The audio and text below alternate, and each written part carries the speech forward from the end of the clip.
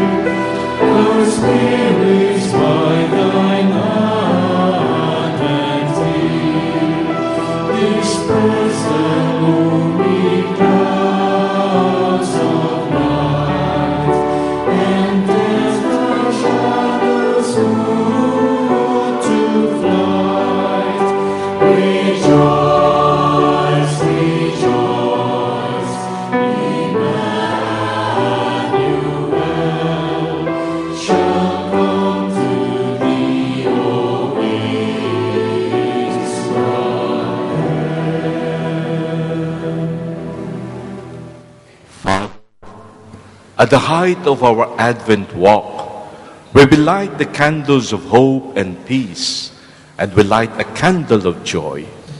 Grant us the courage to experience joy in hope of the Savior's coming, joy in the face of apathy, joy in the face of sorrow, joy in the face of uncertainty.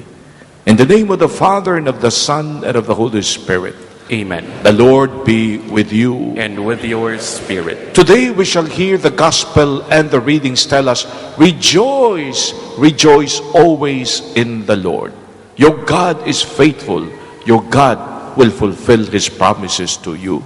For those moments when we lost hope, for those moments when we doubted, we ask His forgiveness.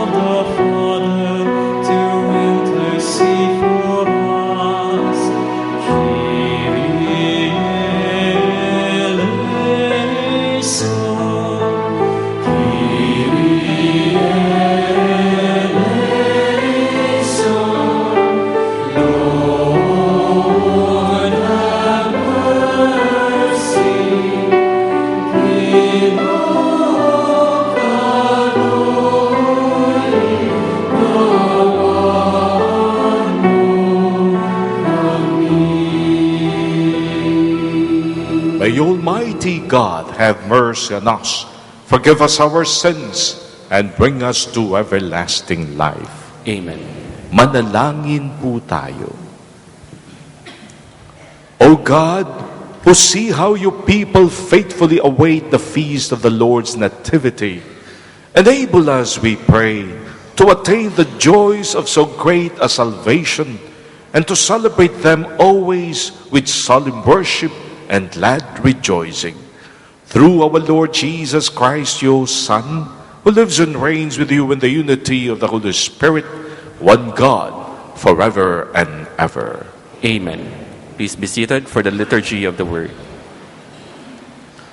The spirit of Gaudete Sunday is expressed in the words that God's messenger addresses to the broken-hearted Israelites in exile. God will heal them and bring them to their own land.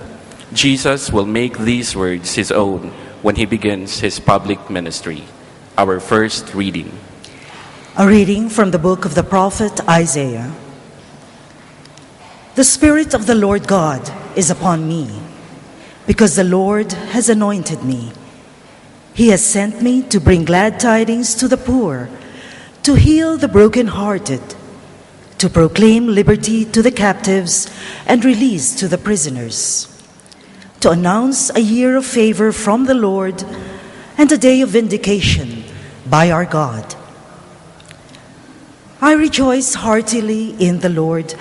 In my God is the joy of my soul. For he has clothed me with a robe of salvation and wrapped me in a mantle of justice, like a bridegroom adorned with a diadem, like a bride bedecked by her jewels.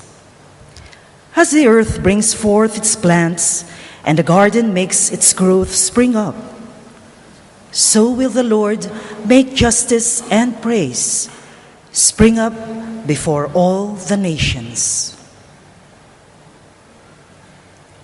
The word of the Lord. Thanks be to God.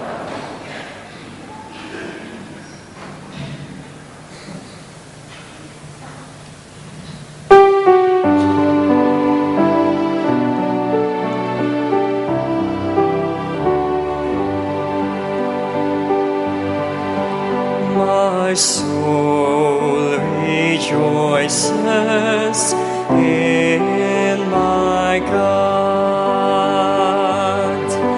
My soul rejoices in my God. My soul proclaims the greatness of the Lord. My spirit rejoices in God, my Savior. For he has looked upon his lowly servant. From this day all generations will call me blessed. My soul rejoices in my God.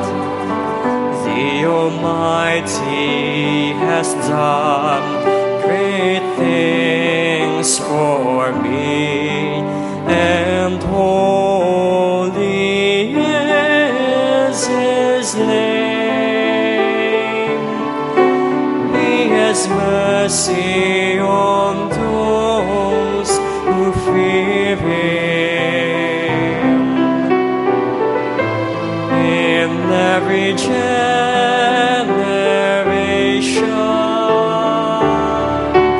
my soul rejoices in my God. He has filled the hungry with good things, and the rich he has sent away empty. He has come to the help of his Israel, for he has remembered his promise of mercy. My soul rejoices in my God. My soul rejoices in my God. Paul asked the early Christians to prepare for the Lord's coming with joy in their hearts, with prayer on their lips, and with a life of holiness. Our second reading.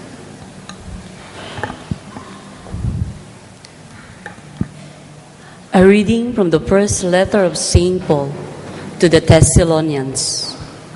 Brothers and sisters, rejoice always, pray without ceasing, in all circumstances, give thanks, for this is the will of God for you in Christ Jesus. Do not quench the Spirit. Do not despise prophetic utterances. Test everything. Retain what is good. Refrain from every kind of evil.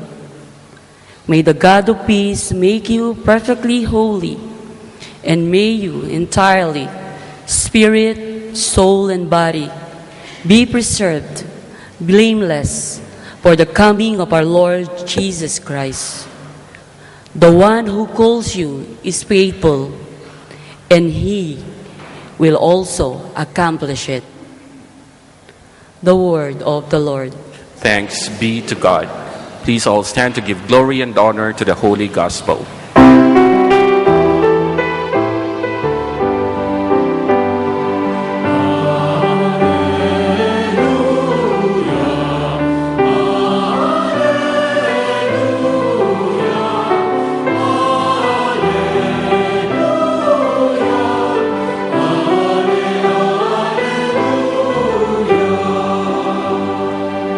Altogether, the Spirit of the Lord is upon me, because he has anointed me to bring glad tidings to the poor.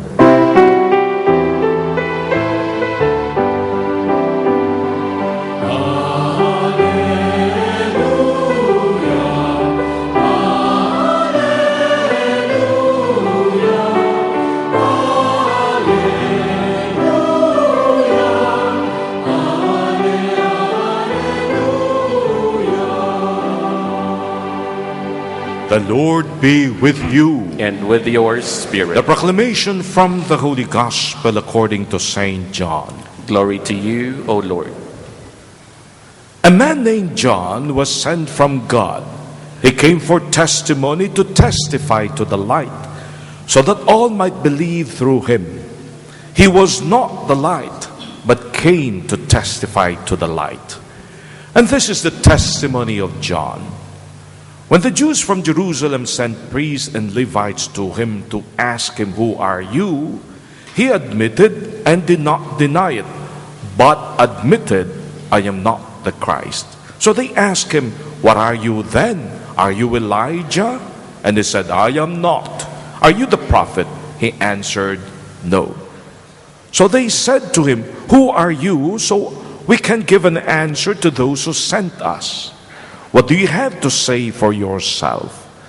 He said, "I am the voice of one crying out in the desert, 'Make straight the way of the Lord,' as Isaiah the prophet said." Some Pharisees were also sent. They asked him, "Why then do you baptize if you are not the Christ, or Elijah, or the prophet?" John answered them, "I baptize with water, but there is one among you whom you do not recognize, the one who is coming after me, whose sandal strap I am not worthy to untie." This happened in Bethany across the Jordan, where John was baptizing. Sisters and brothers, the gospel of the Lord. Praise to you, Lord Jesus Christ.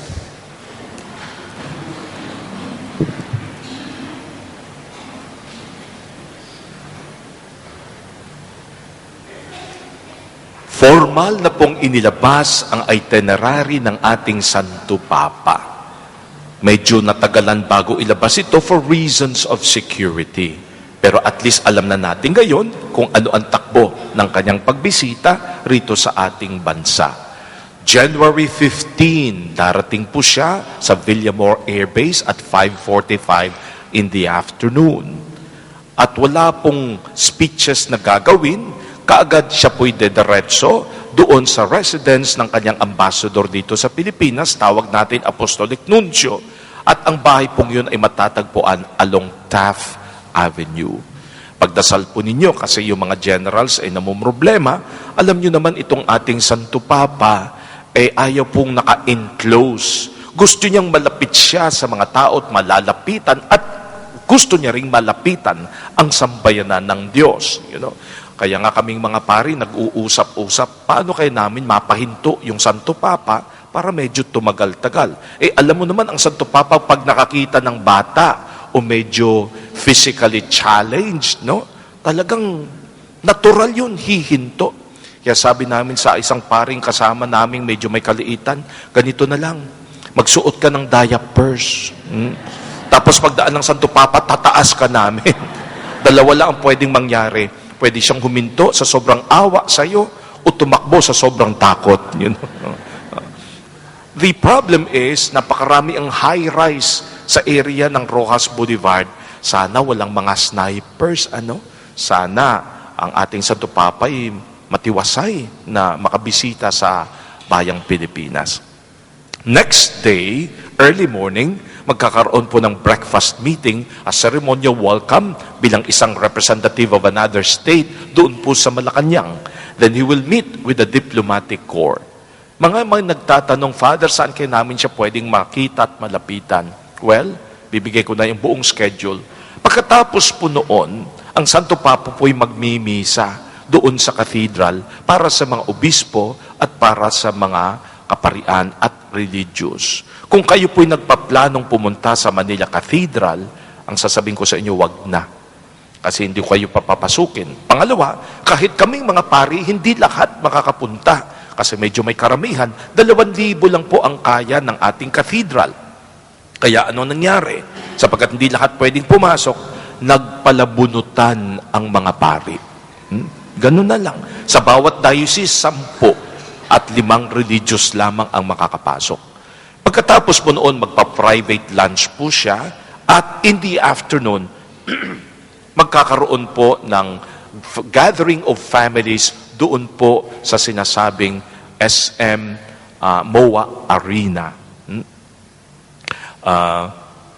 Hindi rin po lahat makakapasok roon. Representations lang ng bawat pamilya kasi ang pinaka-maximum po na kakayanin ng arena is 20,000. Unless ipahihiram sa atin ang arena nung iba.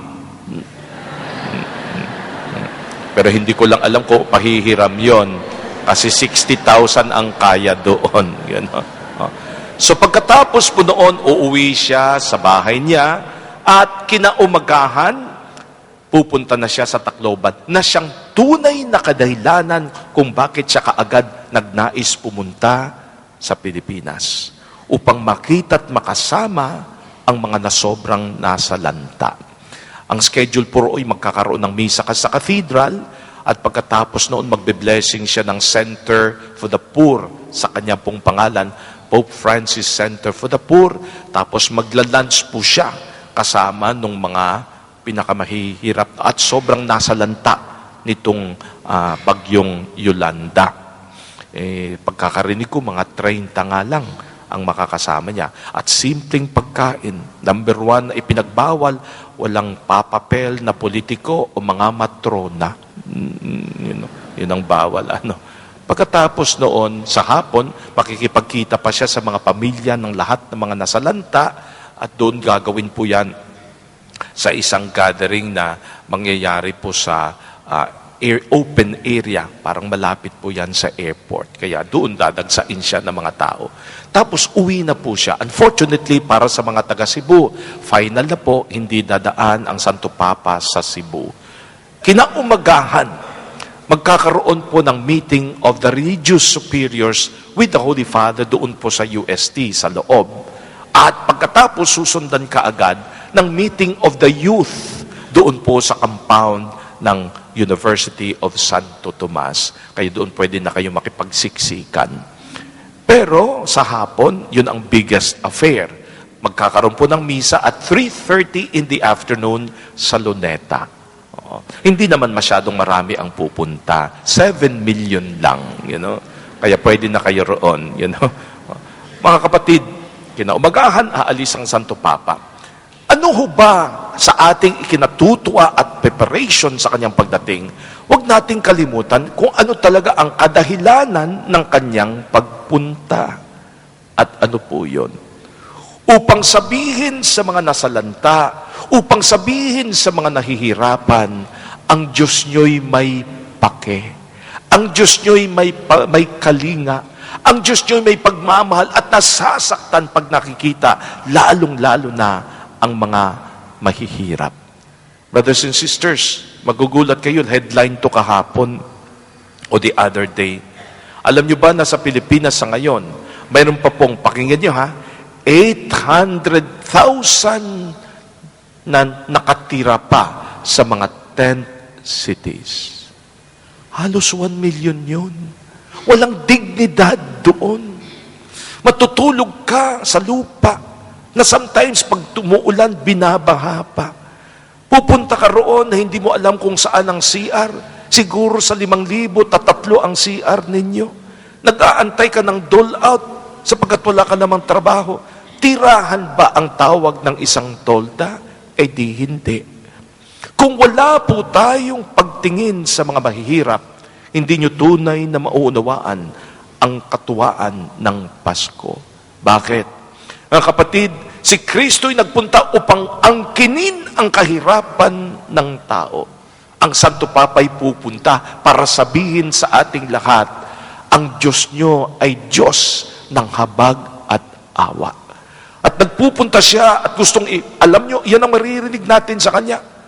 To rejoice despite of all of this because your God is a faithful God. To rejoice despite of all the problems because your God is a great and faithful God. Ulitin ko yung sinabi ko minsan, sino sa inyo may problema? Taas ng kamay. Wala kayong problema? Buti pa kayo. Sino sa inyo may problema sa pera? Taas ang kamay. Ayan. Ulitin natin itong lahat. I have a big problem for my God. Pakiulit. Then say this from the heart. But I have a bigger God for my problem. And if you truly believe in that, you can rejoice in the midst of your problems. Brothers and sisters, balang araw pag humarap tayo sa Panginoon, heaven and earth, or rather, heaven or hell are the two places we shall go. And judgment will be based only on this, how we treated the poor. Pakinggan niyo mabuti, Pag humarap tayo sa Kanya, aalamin ng Panginoon, karapat-dapat ka ba para sa langit? O kay dapat kondenahin sa magpasawalang apoy ng impyerno? Saan nakasalalay ang pag-judgment, ang judgment na yun? Ito lang. How you treated the poor. How you treated, how you reacted to those who are in need. Nakakalungkot, no? Si Father Phil Estrella nag-sharing sa amin at itong sinabi niya.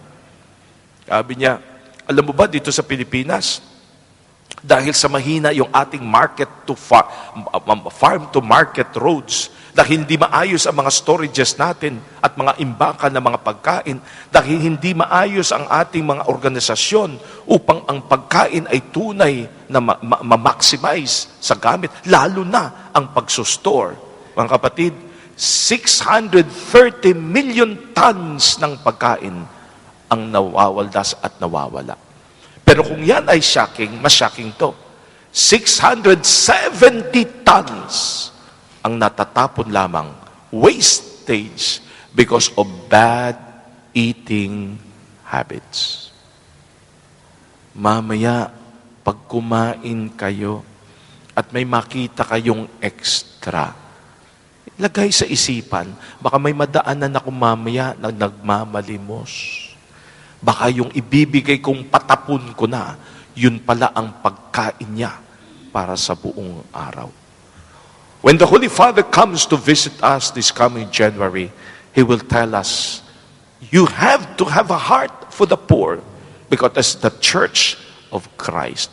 Alam niyo po, sa kanyang kagustuhan na huwag nating makalimutan ang mga mahihirap and to truly desire to have an option for the poor. In short, pag pinili mo kung sino ang iyong iestimahin, pag pinili mo kung sino ang pauupuin sa taupuan, kung sino ang isabihin mong una mong sasalubungin, the Holy Father says, choose the poor. Bakit? Walang-wala sila eh. Kaya next year, 2015, the Holy Father has declared 2015 as the year of the poor. Sila ang mas nangangailangan. Sila ang mas dapat bigyan pansin. Sila ang tunay na dapat kalingain. And to tell them that despite of all their problems, that despite of who we are, we have a God who will always love us.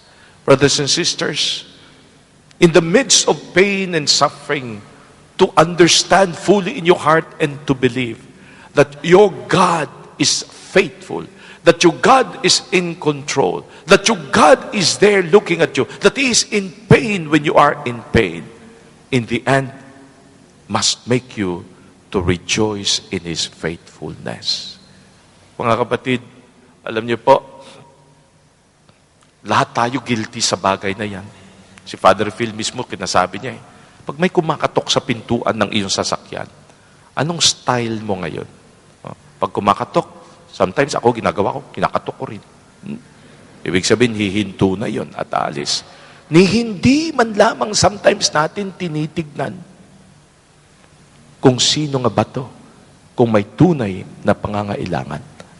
Si Father Phil sabi niya, sobra akong nagilty na. Kasi sometimes, sa totoo lang, parang tinatanggal ko sa isipan kung may mga mahihirap. Ni hindi ko man lamang tignan.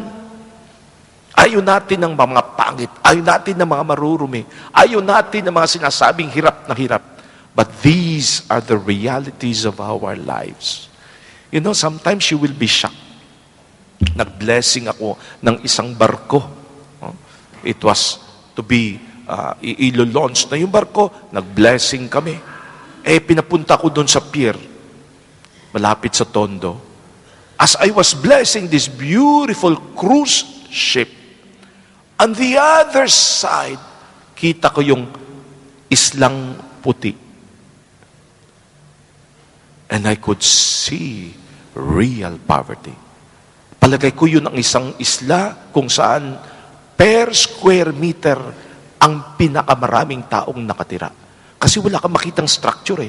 Puro tolda, tagkakadikitan sa dami. Anong buhay ang mayroon sila? The Holy Father says, when we forget the poor, kahit mag-decide man tayo mag-recite ng I believe every day, even if we have to recite the credo every day, if you are not touched by their plight, then there is not much Christianity in us. Today, as we rejoice in knowing the Holy Father comes, let us be open to His message for the poor. And even now, as we prepare for Christmas, rejoice in the coming of the only Son, but rejoice in knowing this, that we have reached out to the poorest, the anawim, yung mga wala ng karapatan sa sosyedad, yung mga sa lipunay walang kay at walang say, yung mga taong walang matatakbuhan, kundi ang Diyos na kanilang pwedeng sandalan. Let's not make Christmas pass that you have not reached out to somebody truly poor. Nakapagbigay ka, kung wala kang pera, presensya, panahon, bagay na hindi nabibili ng pera. But let not Christmas pass without going to someone who truly is in need and bringing the joy of a God who is a caring God. Amen. That will make Christmas. Please all rise. I believe in one God, the Father Almighty, maker of heaven and earth, of all things visible and invisible. I believe in one Lord Jesus Christ, the only begotten Son of God, born of the Father before all ages, God from God, light from light, true God from true God, begotten, not made, consubstantial with the Father. Through him all things were made. For us men and for our salvation, he came down from heaven, and by the Holy Spirit was incarnate of the Virgin Mary and became man. For our sake, he was crucified under Pontius Pilate. He suffered death and was buried, and rose again on the third day in accordance with the Scriptures. He ascended into heaven and is seated at the right hand of the Father. He will come again in glory to judge the living and the dead, and his kingdom will have no end. I believe in the Holy Spirit, the Lord, the giver of life, who proceeds from the Father and the Son, who with the Father and the Son is adored and glorified, who has spoken through the prophets. I believe in one holy, Catholic, and Apostolic Church. I confess one baptism for the forgiveness of sins, and I look forward to the resurrection of the dead and the life of the world to come. Amen. Brothers and sisters, nothing in this world can separate us from the love of Christ. Confidently we bring our prayers before the God of mercy as we wait in joyful hope for the coming of Christ our Savior. Full of trust to the Father, we say, Lord, hear our prayer. Lord, hear our prayer. For the Church and those who serve the Church, may they commit themselves to defend at all times the dignity and sanctity of human life. We pray to the Lord. Lord, hear our prayer.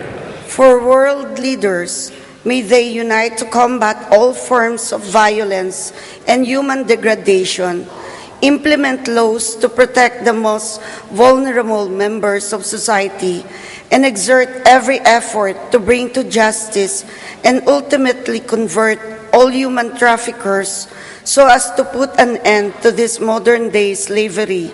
We pray to the Lord. Lord, hear our prayer. For the victims of human trafficking, may they find hope and inspiration in the life of Saint Josephine Bakhita, who was also a victim like them, but found healing and new life in Jesus.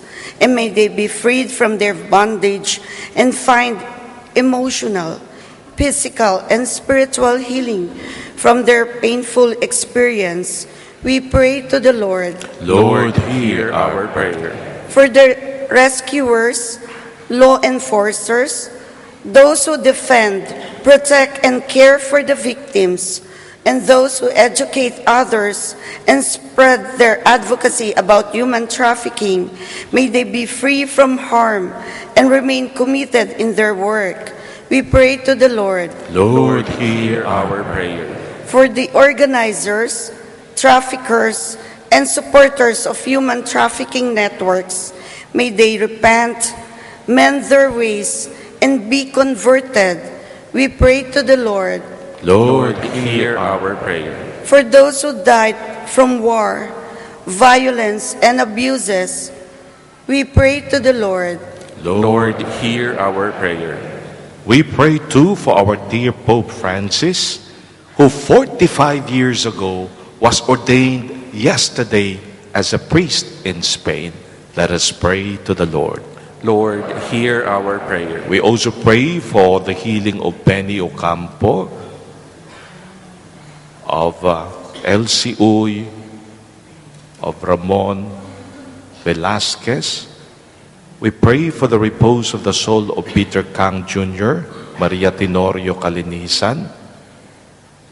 We pray for the healing of Church Erinieta, the birthday intentions of Armenia Radovan, Chris Cornejo, Claire Nadine Abigail Cabiltes, and the intentions of Mon and Mima Velasquez and the wedding anniversary. Let us pray to the Lord.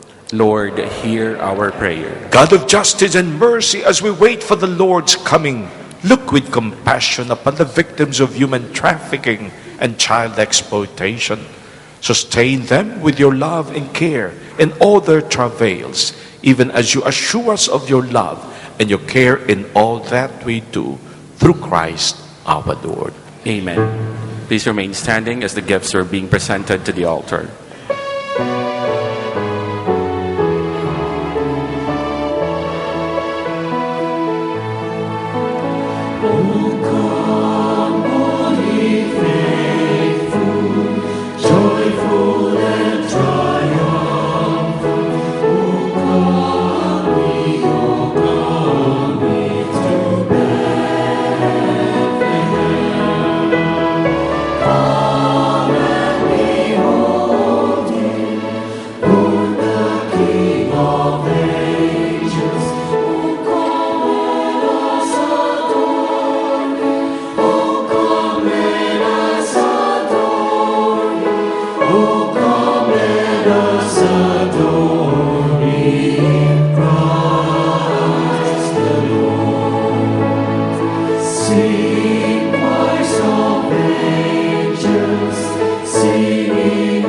Please be seated.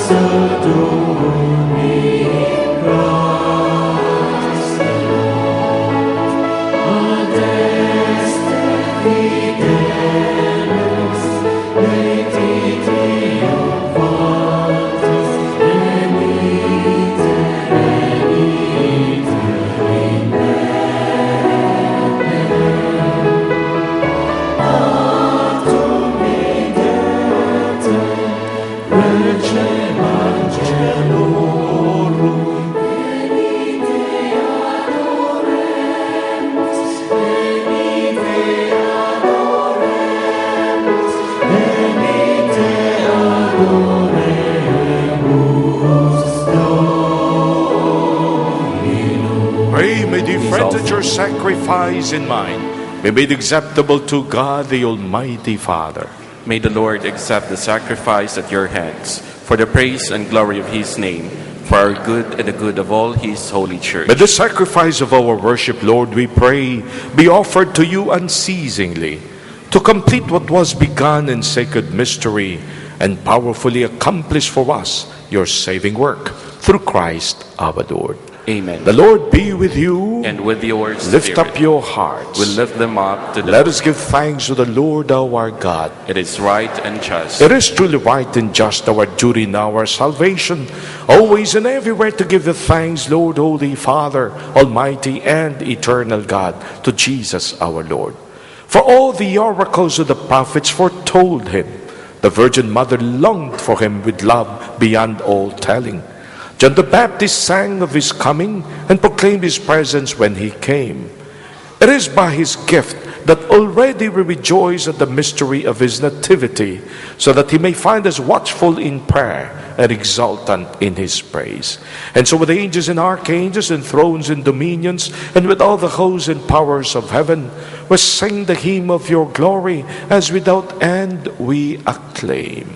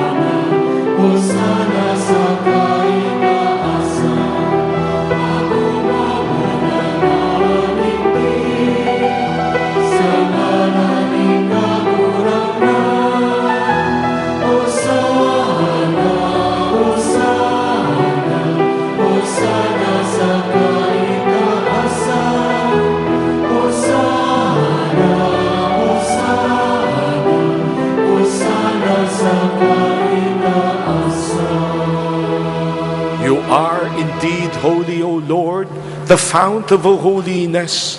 Make holy, therefore, these gifts, we pray, by sending down upon them like the dewfall, so that they may become for us the body and blood of Jesus Christ our Lord. At the time he was betrayed and entered willingly into his passion, he took bread and giving thanks, broke it, gave it to his disciples, saying, "Take this all of you and eat of it, for this is my body, which will be given up for you."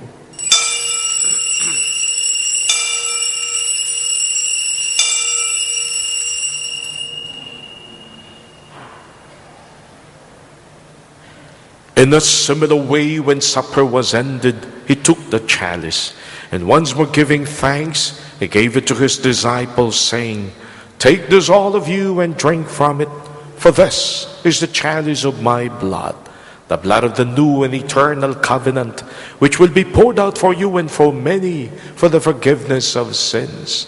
Do this in memory of me."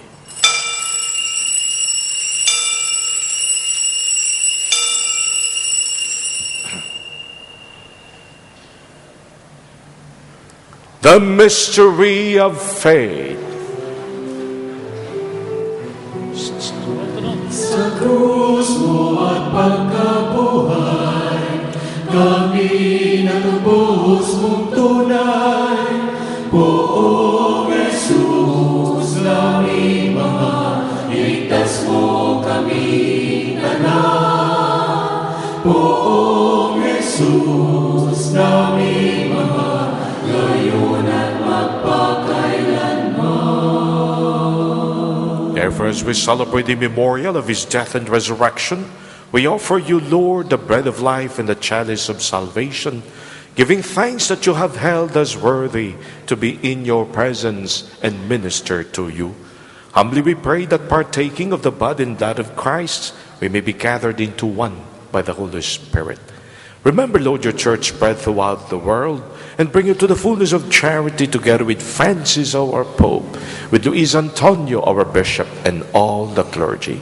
Remember also our brothers and sisters who have fallen asleep in the hope of the resurrection, and all who have died in your mercy. Welcome them into the light of your face.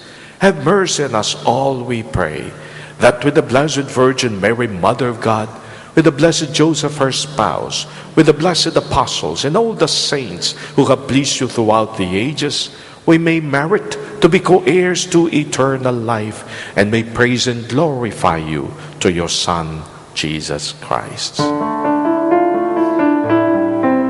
Sa pamamagitan ni Kristo, kasama niya at sa Kanya, ang lahat ng parangal at papuri ay sa iyo, Diyos Ama, makapangyarihan, kasama ng Espiritu Santo, magpasawalang hanggan.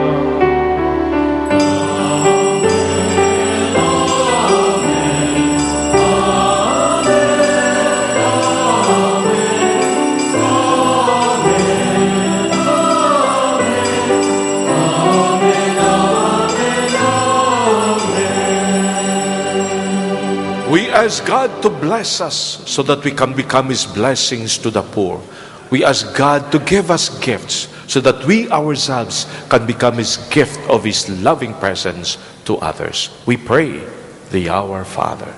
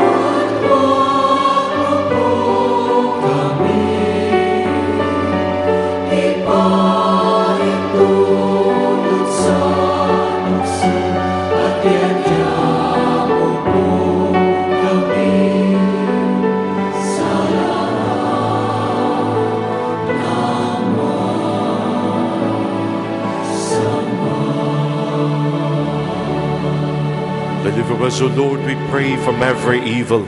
Graciously grant peace in our days, that by the help of your mercy we may always be free from sin, safe from all distress, as we await the blessed hope and the coming of our Savior Jesus the Christ.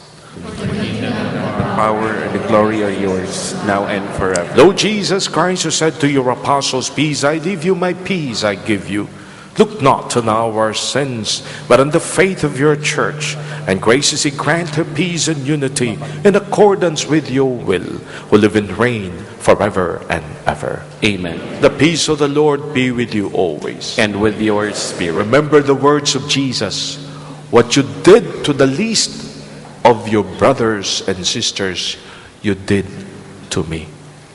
Once you have truly understood that, every time you reach out to the poor, you will not just have peace, you will have joy. We share the peace and joy of the Lord with each other. Peace be with you. Peace be with you.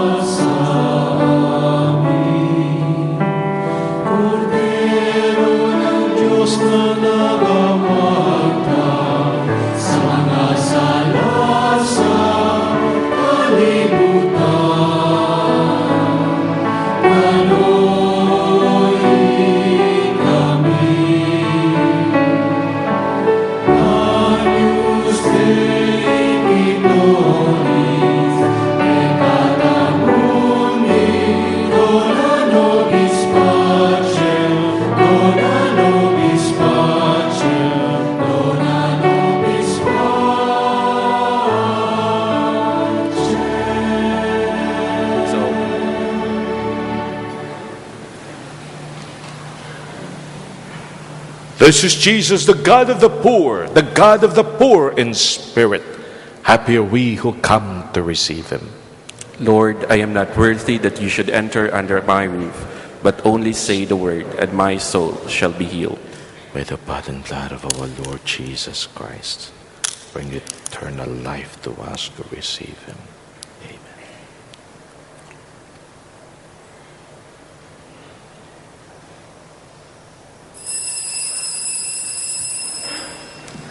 For those of you who are unable to receive Holy Communion, especially our brothers and sisters who are joining us in this TV Mass, we invite you to pray with us this prayer for spiritual communion. My Jesus, I believe that you are present in the most holy sacrament. I love you above all things, and I desire to receive you into my soul. Since I cannot, at this moment, receive you sacramentally, come at least spiritually into my heart. I embrace you as if you were already there, and unite myself wholly to you. Never permit me to be separated from you. Amen.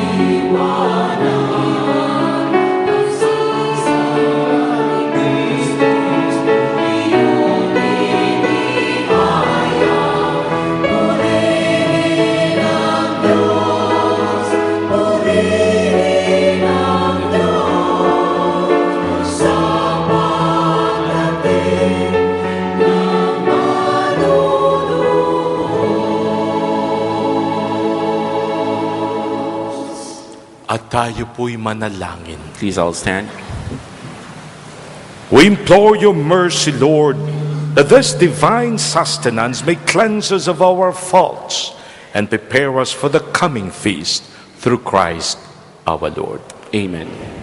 Ninanais ng Panginoon na sa araw ng kanyang kaarawan, hindi paghahandang panlabas lamang ang ating gawin para sa kanyang pagdating. Ang nais niyang datnan ay absabsabang pumipinti, sabsaba ng ating mga puso. Let's call on Him. Jesus, come. Place your hand on your hearts. Ask Him, Lord, itong nais namin ipaghanda para sa inyong pagdating. Isang pusong may pagmamahal sa mga mahihirap. Isang pusong tapat. Isang pusong hangad ay makagawa ng mabuti para sa kapwa. Jesus, halin po kayo't baguhin ninyo ang aming mundo. Sindakin nyo ng inyong liwanag ang aming kadiliman. Halina po kayo't iparamdam sa amin ang nais mong kami magbago, sapagat para sa amin mayroong kapatawaran. Halina po kayo at sa aming kahinaan, aming maging lakas. At sa aming pag-aatubilit, pag-aandilangan ang iyong pananampalataya. Lord, today we open our hearts to you. And we ask you, reach out to the poorest of the poor. Bless those who are sick. Bless those watching us on television who are losing hope. Grant them your grace of hope, of peace, of joy. For you are God, and you are the God who saves. Now let's bless the world with His name. Jesus. Basbasan niyo po ang inyong Santo Papa, si Pope Francis, ang mga pinuno ng aming bayan, ang aming simbahan. Basbasan niyo po ang nagdanais magsilbi upang tunay nilang maramdaman that as they serve the poor, it is you they serve. Oh Jesus, merciful Savior, we trust in you.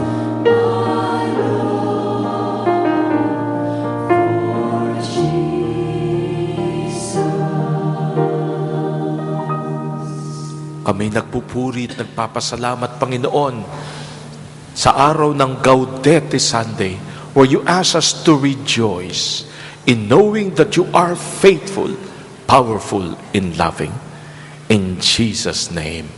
Amen. The Lord be with you. And with yours. And may Almighty God bless you all, the Father, the Son, and the Holy Spirit. Amen. Go rejoicing in knowing your God truly loves you. Thanks be to God.